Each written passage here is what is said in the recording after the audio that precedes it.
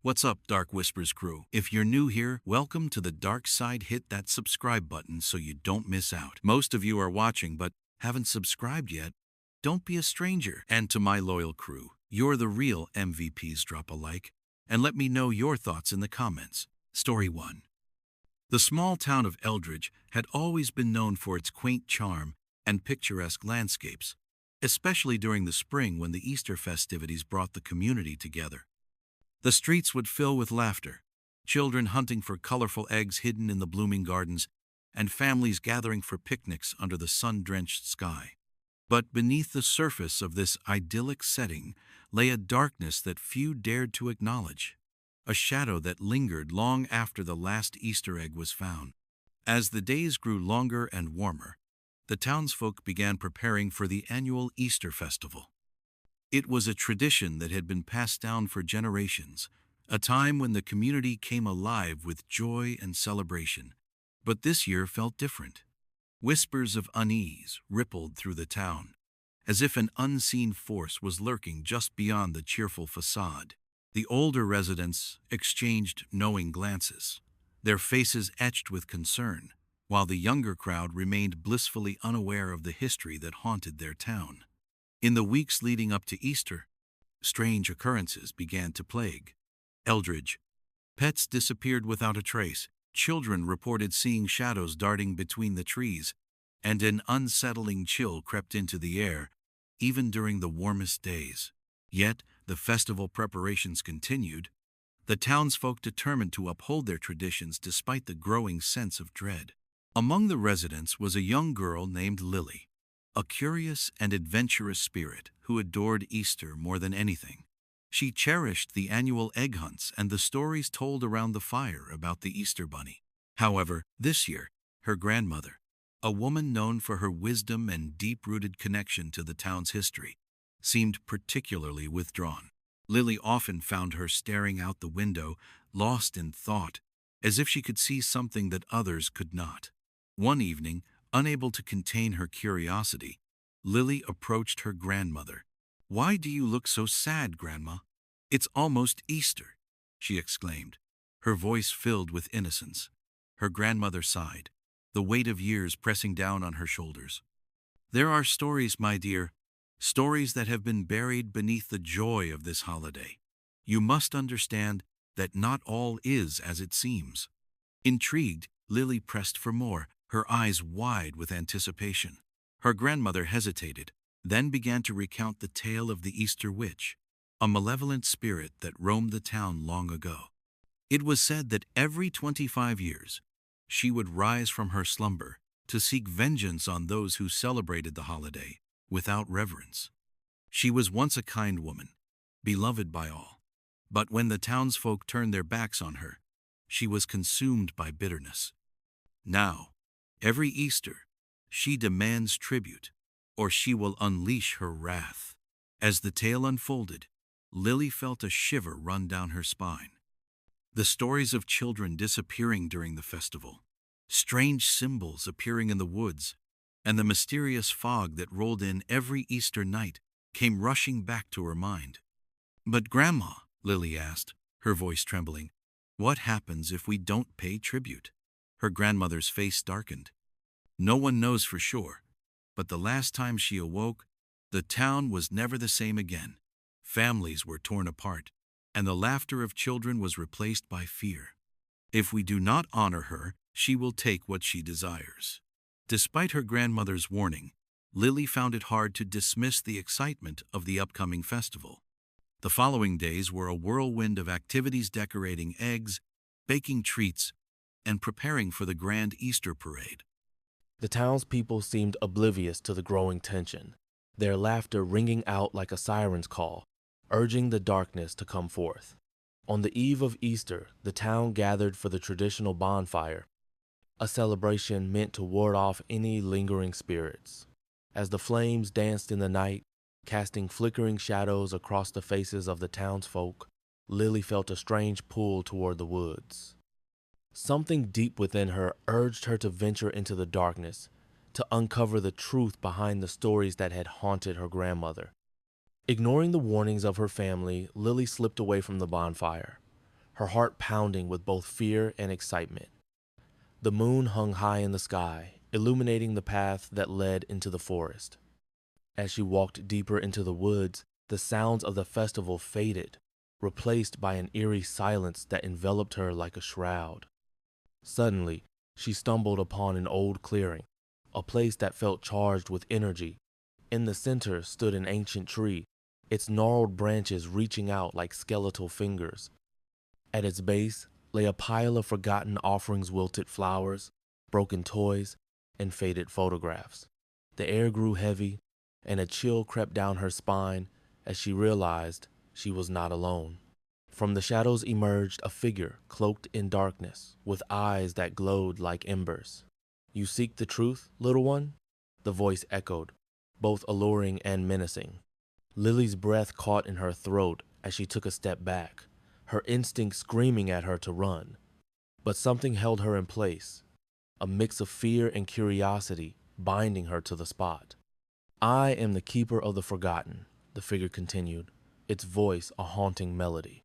"You have come seeking answers, but are you prepared for what lies ahead?" Lily nodded, though her heart raced with uncertainty. The figure extended a hand, revealing a small, intricately painted egg. "This is a tribute, a reminder of what was lost. Take it, and you may yet save your town."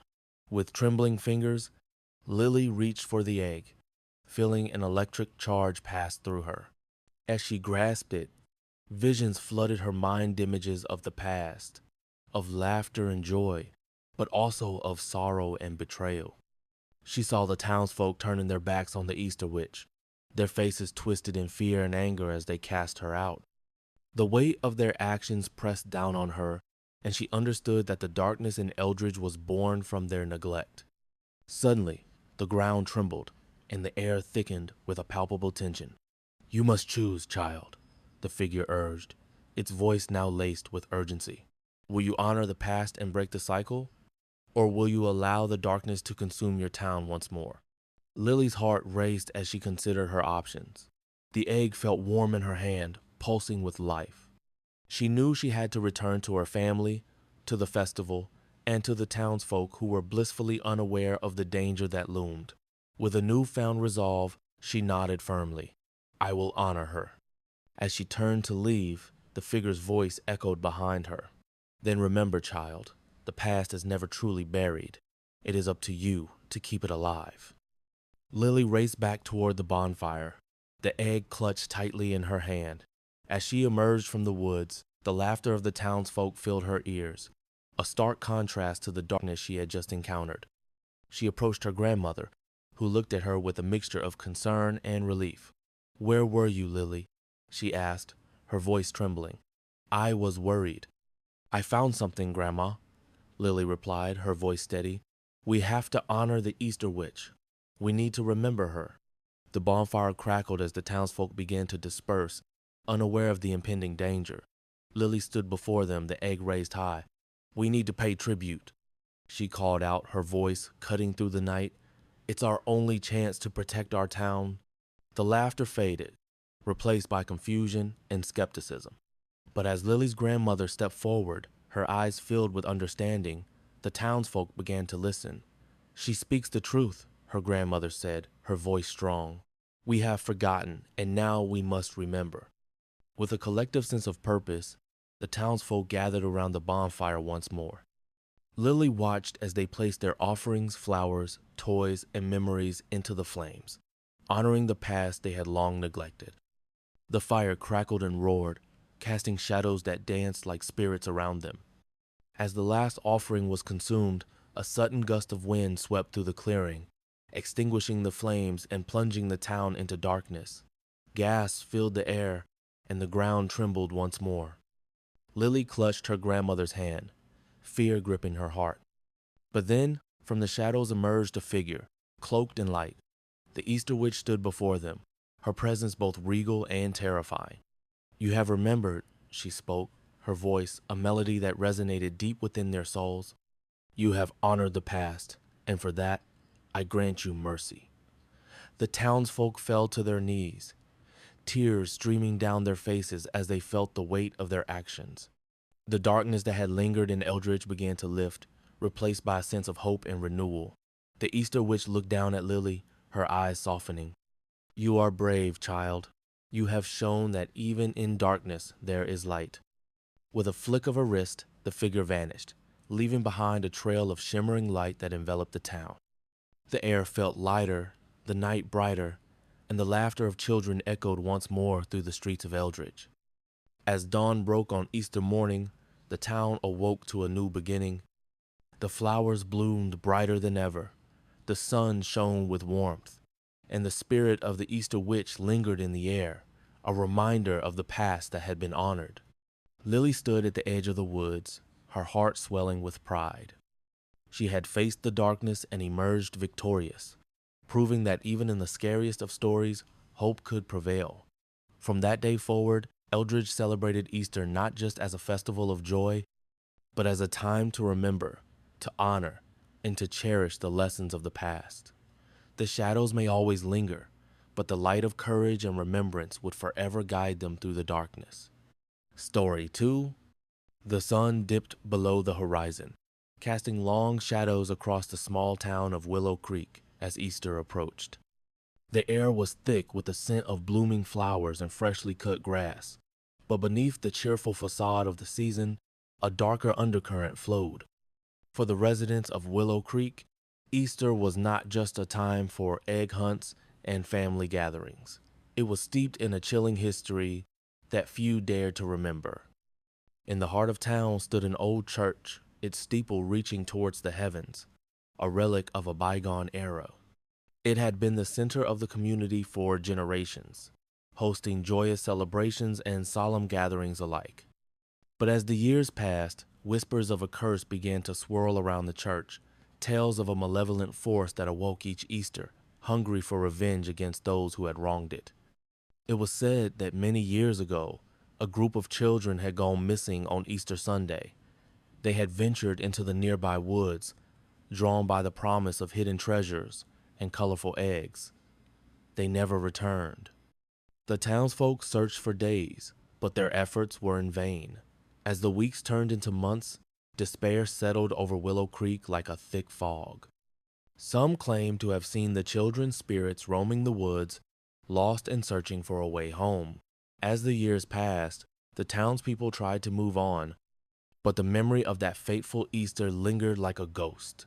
Each spring, as the flowers bloomed and the birds sang, the church bells would toll, a somber reminder of the children who vanished. And with each toll, the curse grew stronger, feeding off the fear and guilt of the townspeople. This Easter was different, however. As the days grew longer and the air warmer, a sense of unease settled over Willow Creek. The church held its annual Easter service, but many chose to stay away, haunted by the stories of those who had come before. The few who attended sat in the pews, their faces pale and drawn, as the pastor spoke of resurrection and hope, unaware of the darkness that loomed just outside. That night, as the moon hung low in the sky, a group of teenagers gathered in the woods, daring each other to venture deeper into the shadows. They had heard the stories, but they were young and foolish, convinced that the tales were nothing more than urban legends meant to scare children. Laughter echoed through the trees as they made their way to the old clearing where the children had last been seen. As they reached the clearing, the laughter faded, replaced by an uneasy silence. The air grew colder, and the wind whispered through the branches, carrying with it a sense of foreboding. One of the teens, Sarah, felt a chill run down her spine. "Maybe we should go back," she suggested, her voice barely above a whisper. "Don't be such a chicken," her friend Jake teased, pushing deeper into the clearing. "This is where it happened. We're just here to prove it's all fake." But as the moonlight filtered through the trees, illuminating the ground, they began to notice something strange. The earth was disturbed, as if something had been buried there long ago. A faint outline of a shape could be seen beneath the surface, and as they approached, the ground seemed to pulse with a life of its own. Suddenly, a loud crack echoed through the woods, and the ground beneath them trembled. The teens stumbled back, fear gripping their hearts. "What was that?" Sarah cried, her eyes wide with terror. Before anyone could answer, the air grew thick with an unnatural energy, and the shadows seemed to twist and writhe around them. The laughter of the children echoed in their ears, a haunting melody that sent chills down their spines. They turned to run, but the trees closed in around them, branches reaching out like skeletal fingers.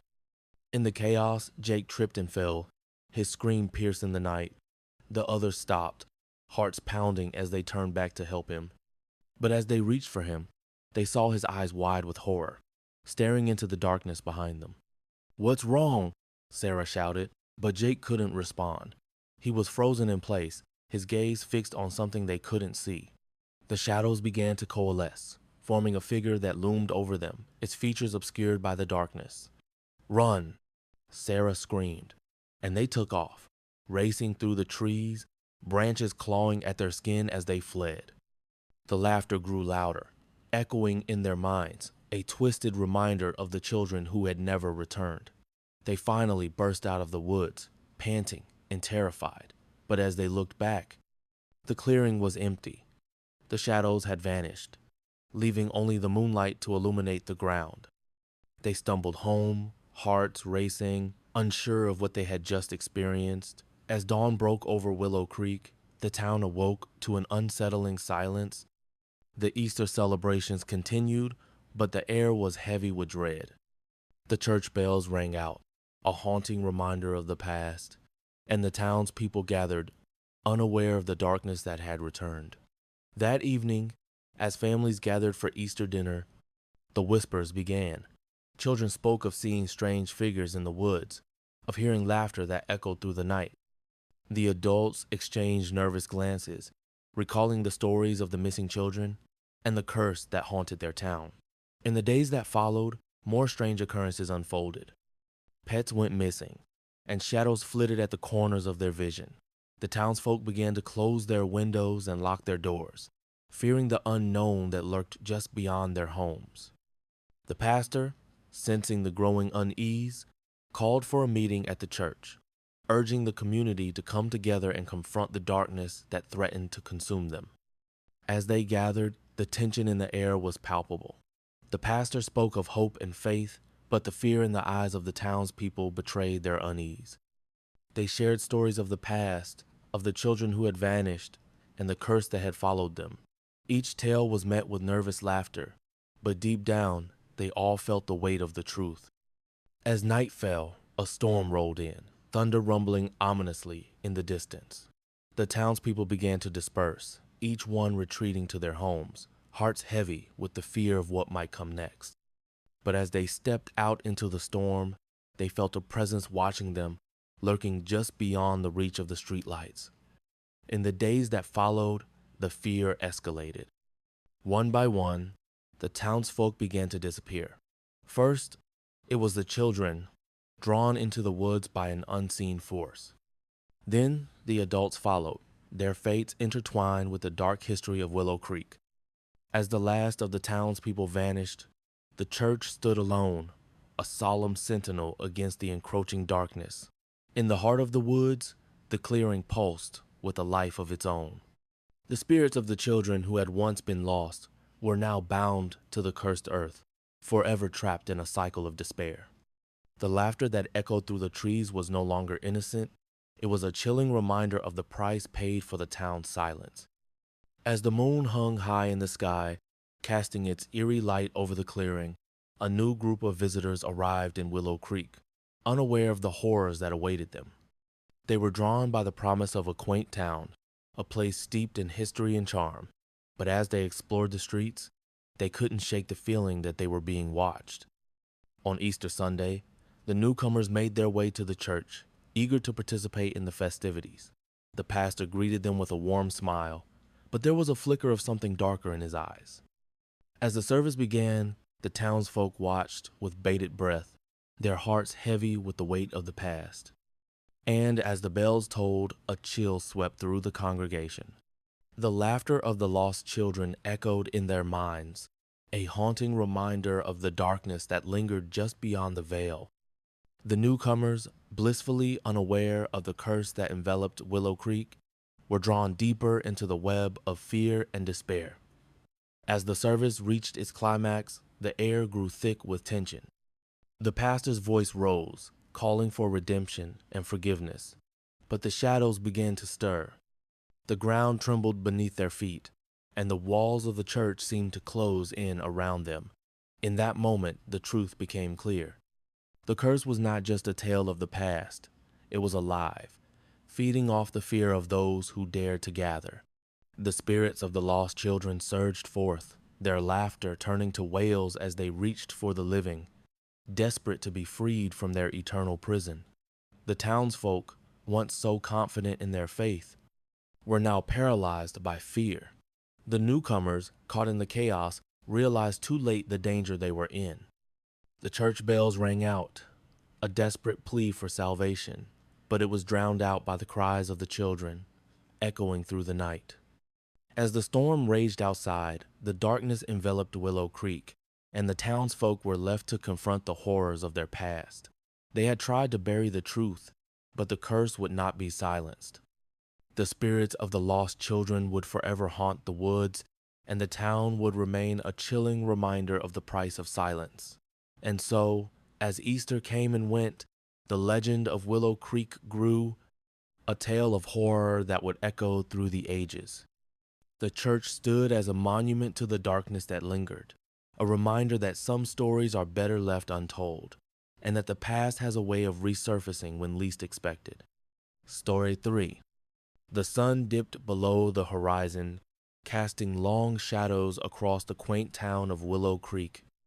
It was Easter Eve, a time when families gathered to celebrate. Children hunted for colorful eggs, and the air was thick with the scent of blooming flowers. The town, known for its annual Easter festival, was decorated with pastel banners and cheerful decorations. But beneath the surface of this idyllic celebration lay a history that few dared to remember. In the heart of Willow Creek stood an old church, its steeple reaching towards the sky like a skeletal finger. The church had been there for over a century, and with it came a myriad of stories, some whispered among the townsfolk and others buried deep in the annals of time. It was said that on certain nights, the church was not the peaceful sanctuary it appeared to be. Instead, it became a vessel for dark memories and restless spirits. As the clock struck midnight on Easter Eve, the town fell silent. The only sounds were the rustling of leaves and the distant hoot of an owl. In a small, dimly lit house at the edge of town, a group of friends gathered for their annual Easter horror story night. There was Sarah the skeptic, Mark the believer, Lisa who loved a good scare, and Tom the joker of the group. They had been friends since childhood, and this tradition had become a way to bond over their love for the supernatural. "All right, everyone, who's going first?" Mark asked, leaning forward in his chair, his eyes glinting with excitement. "I'll go," Sarah said, her voice steady. "This story is about the old church. You all know it, right? It's not just a church. It has a dark past. They say that every Easter, the spirits of those who died tragically return to the church to relive their last moments." Tom rolled his eyes. "Oh, come on, Sarah. That's just urban legend stuff." "But what if it's not?" Sarah pressed. "Listen. Years ago, during an Easter service, a fire broke out in the church. No one knows how it started, but it spread quickly. They say that the pastor was trying to save the congregation, but he couldn't get to everyone in time. The flames claimed over a dozen lives that day. Some say the pastor's spirit still haunts the church, searching for those he couldn't save." Lisa shivered, glancing towards the window as if expecting to see a ghostly figure standing outside. "That's creepy. I've heard that if you stand in the church on Easter Eve, you can hear the cries of the victims." "Yeah, right," Tom scoffed. But even he was starting to feel uneasy. "What's next? A haunted egg hunt?" Mark chuckled, trying to lighten the mood. Okay. Let's hear what else you've got, Sarah." "Fine," she said, a smirk on her face. "But you all have to promise to keep an open mind. This story is about the Easter Bunny." Tom laughed. "Now we're getting into the real horror." "Not the Easter Bunny you think you know," Sarah continued, her tone serious. "In Willow Creek, there's a legend about a creature that takes the form of the Easter Bunny. They say it's a dark spirit that preys on children who misbehave. Instead of delivering candy, it drags them into the woods to teach them a lesson. Parents tell their kids to behave or the bunny will come for them. Lisa gasped, "That's awful. What happens to the kids?" "No one knows," Sarah replied, her voice low. "Some say they return, changed forever. Others say they never come back at all." The room fell silent, the weight of Sarah's words hanging in the air. Tom shifted in his seat, suddenly uncomfortable. "Okay, my turn," he said quickly, eager to shift the mood. "This is about the last Easter festival before the church burned down." The friends leaned in, curious. There was a big celebration that year, with games, food, and a massive egg hunt. Everyone was there, including a mysterious stranger who had just moved to town. No one knew much about him, but he was charming and charismatic. He won the egg hunt, of course, but he also started acting strangely. They say he was obsessed with one particular egg, a beautiful, ornate egg that was rumored to be cursed. "Cursed?" Lisa echoed, her eyes wide. "Yeah," Tom continued. "They say that whoever possesses the egg will be granted great power, but it comes at a price." The stranger took the egg, and soon after, the church caught fire. That's when the townsfolk realized he wasn't just a stranger. He was a harbinger of doom. "Do you think he started the fire?" Mark asked, intrigued. "Who knows?" Tom shrugged. "But after that night, he vanished. Some say he's still out there, lurking in the shadows, waiting for the next Easter to return."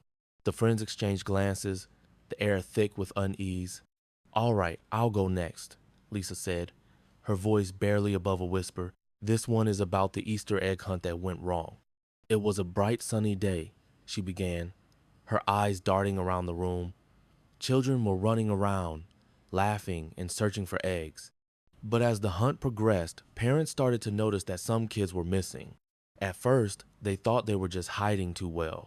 But as the sun began to set, panic set in. The townsfolk searched everywhere, but the kids were gone. "Where did they go?" Mark asked, leaning closer. No one knew.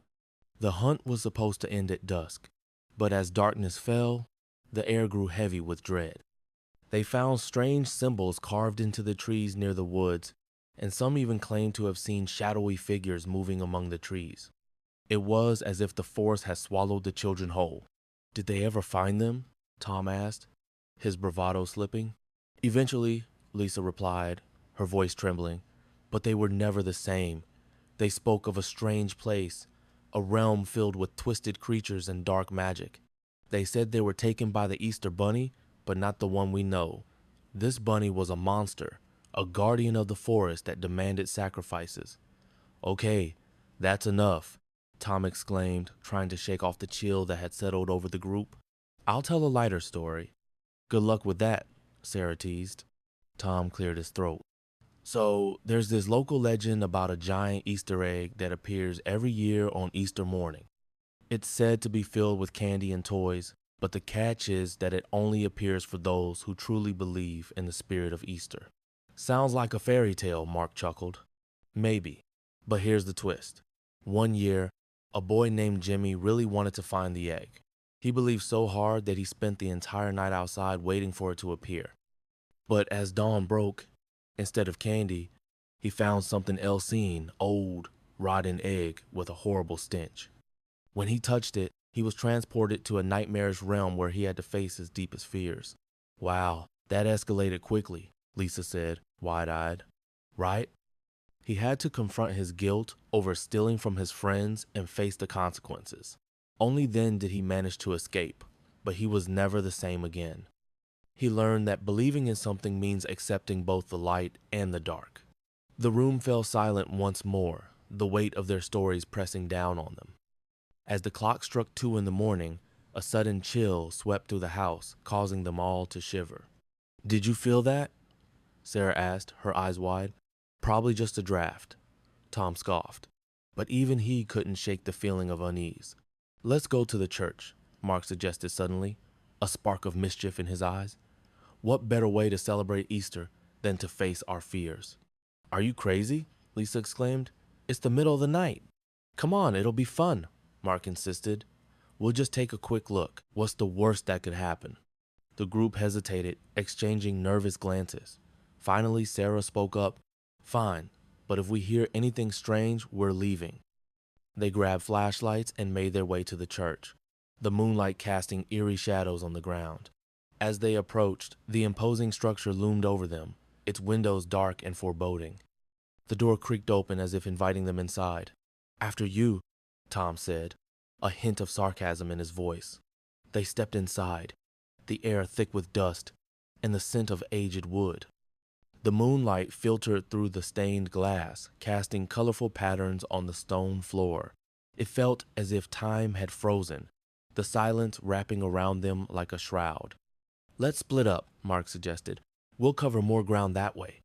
No way, Lisa protested. This is a bad idea. Come on, it'll be fun, he insisted. Just meet back here in 10 minutes. Reluctantly, they agreed, each taking a different path through the church. Sarah wandered into the sanctuary, her heart racing as she stepped onto the worn wooden floor. The pulpit stood empty, but she could almost hear the echoes of the pastor's voice, warning the congregation of the dangers that lurked in the shadows. As she explored, she felt a sudden chill, as if someone or something was watching her. She turned, but there was nothing there, just the empty pews staring back at her like hollow eyes. Shaking off the feeling, she continued her exploration, moving towards the back of the church where the old confessional stood. Suddenly, she heard a whisper, low and mournful, "Help me." Her heart raced as she turned to find the source of the voice, but the sanctuary was empty. "Hello?" she called out, her voice trembling. "Is anyone there?" Silence. Meanwhile, Mark found himself in the church basement, where the air was damp and heavy. He flicked on his flashlight, illuminating the cobwebs that clung to the walls. As he moved deeper into the darkness, he stumbled upon a hidden door, slightly ajar. Curiosity piqued, he pushed it open, revealing a small, dusty room filled with forgotten relics. In the corner sat an old trunk, its surface covered in dust. He approached it, feeling a strange pull. As he opened the trunk, a cold wind swept through the room, extinguishing his flashlight. Panic surged through him as he fumbled in the dark, hearing the whispers grow louder. "Leave this place." He bolted for the door, his heart pounding as he raced back to the sanctuary. Just as he reached the entrance, he collided with Lisa, who was pale and shaken. "I heard something," she gasped. "We need to get out of here." Before they could react, Tom appeared from the shadows, his face ashen. "Did you guys hear that? There's something in the basement." "What?" Sarah exclaimed, her eyes wide with fear. "We need to leave, now." But before they could move, the church door slammed shut with a deafening bang, trapping them inside. The air grew thick with tension, and the whispers echoed around them, filling the space with an overwhelming sense of dread. "Help us," the voices called, a chorus of anguish that seemed to seep into their very souls. "Who are you?" Mark shouted, his voice trembling. "Those who were lost," the voices replied, their tone mournful. "Those who never escaped." Panic set in as the friends realized they were not alone. Shadows danced along the walls and the temperature dropped, chilling them to the bone. They huddled together, fear gripping their hearts. "Stay close," Sarah urged, her voice steady despite her fear. "We have to find a way out." They moved towards the entrance, but the door refused to budge. It felt as if an unseen force held it shut, trapping them in the haunted confines of the church. The whispers grew louder, filling their minds with images of the past off, the fire, of the lost souls, of the dark spirit that had claimed them. "Do you think we'll end up like them?" Lisa whispered, her eyes wide with terror. "No, we can't think like that," Mark shouted, trying to rally their spirits. "We have to find a way to escape." As they turned to search for another exit, a figure emerged from the shadosa, tall, dark silhouette that loomed over them. Its eyes glowed with an otherworldly light, and its presence filled the room with a sense of despair. "Why have you come?" it asked, its voice echoing like thunder. "We're just here for a story," Tom exclaimed, his bravado crumbling. "We didn't mean any harm." "Stories have power," the figure replied, its gaze piercing through them. And every story has a price. What do you want from us? Sarah demanded, her heart racing. Your fears, it replied, a sinister smile creeping across its face. Face them, or be trapped here forever. The friends exchanged terrified glances, realizing the weight of their situation. They had come to explore the dark legends of their town, but now they were part of the story that demanded their deepest fears.